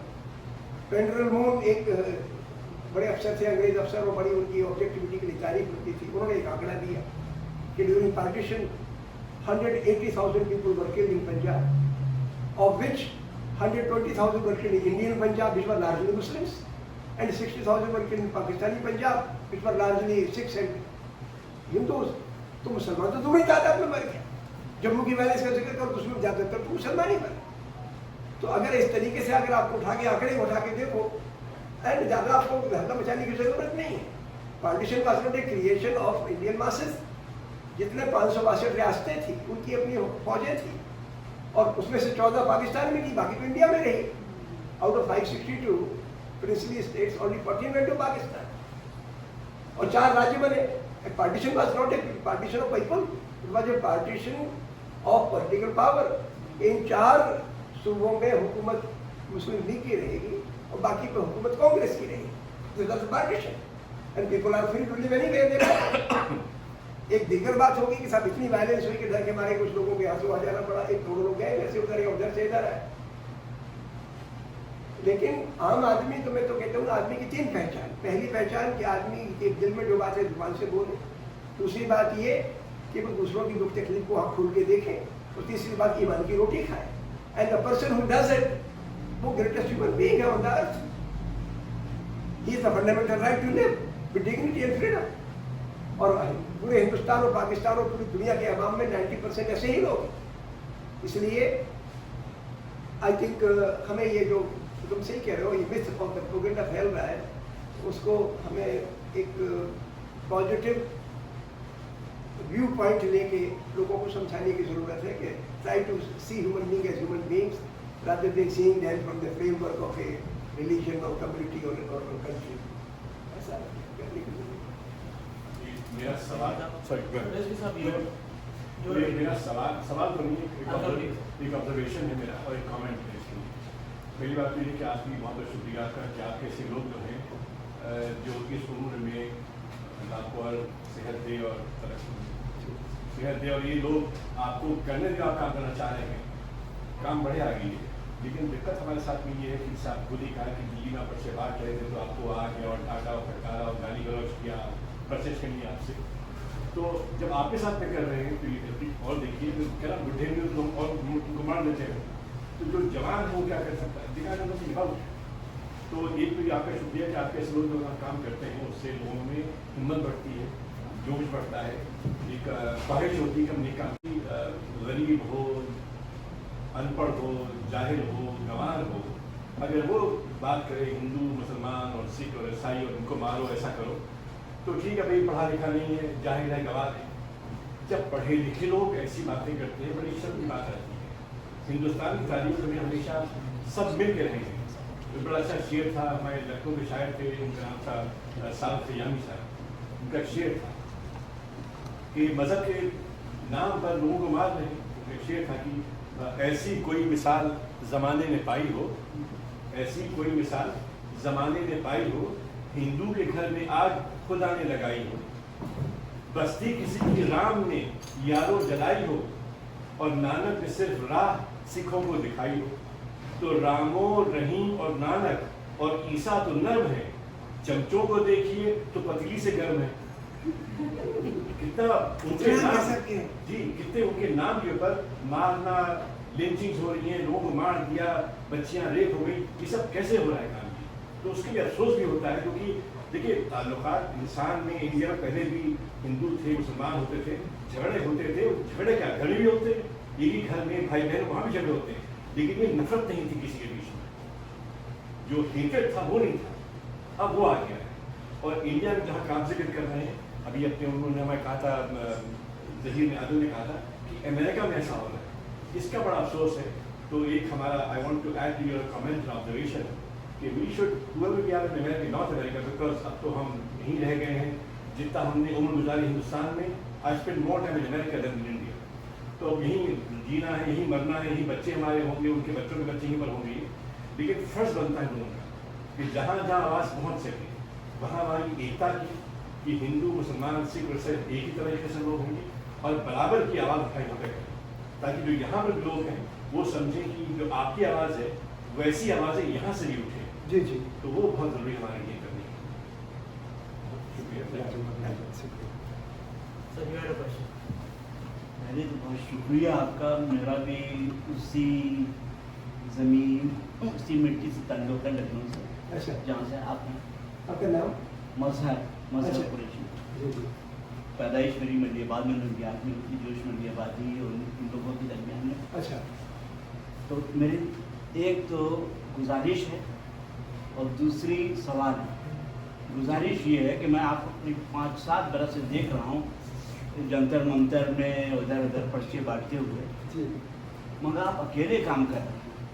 इस वक्त ज़रूरत है नौजवानों को साथ में ले जाने की, और माफ़ कीजिएगा मुझको, करीब 17 बरस उम्र में मैंने हिंदुस्तान छोड़ के पाकिस्तान भाग गया था, इस गलतफहमी में कि इस्लामिक जगह होगी, वहाँ पर कानून हो गए, थोड़ा बहुत उनको इस्लाम पढ़ाया गया था।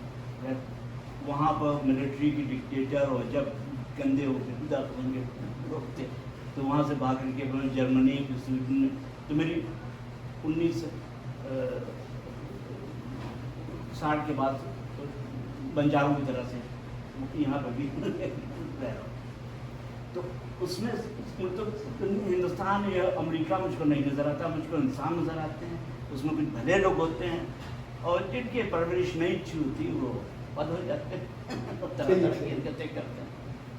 तो आपसे मेरी दरख्वास्त है कि इस मूवमेंट को बढ़ाने के लिए पर्चे बांटने के साथ में, और जैसी मेरी पैदाइश 1983 में हुई, मुझको बताया गया था कि सबसे बड़ा जो दुश्मन जो मसला जो है अंग्रेज़ है, दिखाया गया था मुझको अमीनाबाद में, आप गए हैं लखनऊ, गए हो?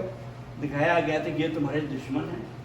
और तो उसमें इस हद तक है कि हमारे घर पर हमारे वालिद ने कुछ स्कूल टीचर वगैरह थे उनको बुलाया, तो उन्होंने हमारे गाल में तो उन्होंने चाटा मार दिया था कि तुम हमारे दुश्मन हो। तो उन्होंने कहा कि अब हिंदुस्तान आज़ाद हो। और शुरू से हमारे आपके गांव में थप्पड़ किसने मारा? जी हमारे घर पर अंग्रेज मेहमान आए थे, अच्छा, तो हमको बताया गया था हमारे ननियाल की तरफ से कि ये सब तुम्हारे दुश्मन, अच्छा, अंग्रेज तुम्हारा खून चूस रहा है। ये 2-3 बरस की उम्र थी मेरी। अच्छा, तो उसमें वो बच्चा आया, उसने कहा क्या प्यारा बच्चा हो, गाल छूने की आदत नहीं, तो मैंने उनके चाटा मारा।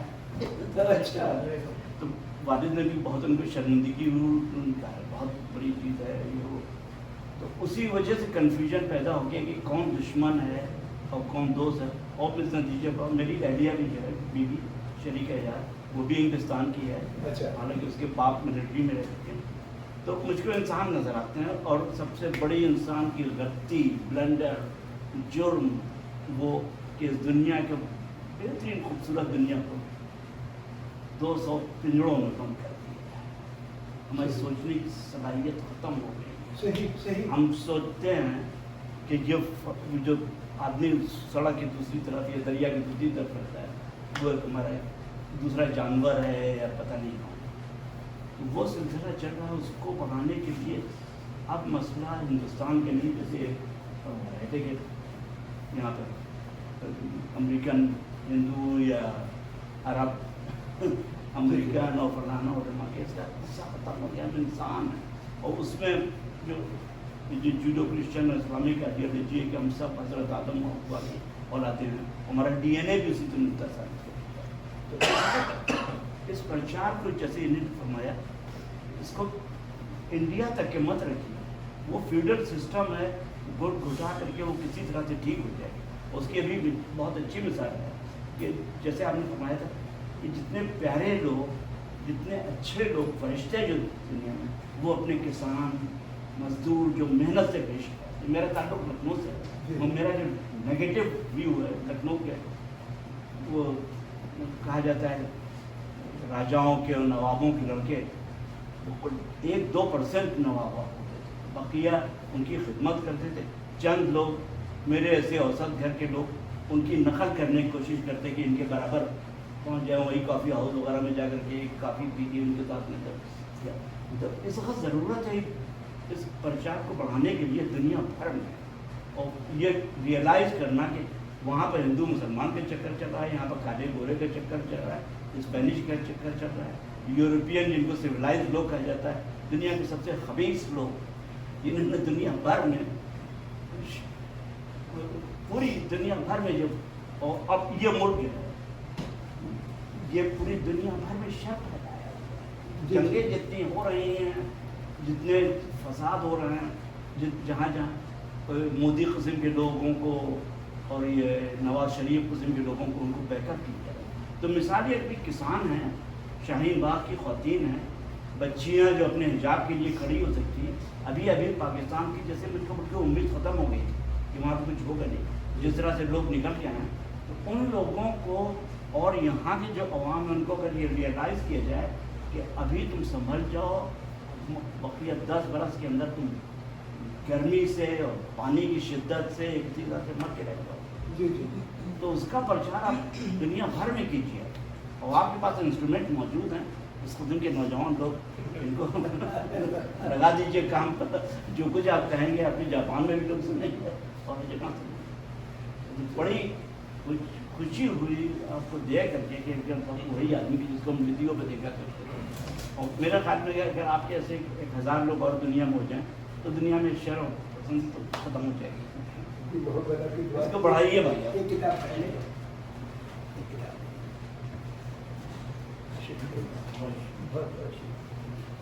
So, thank you, Professor Pavitra, for your talk on the state of political and social activism in India.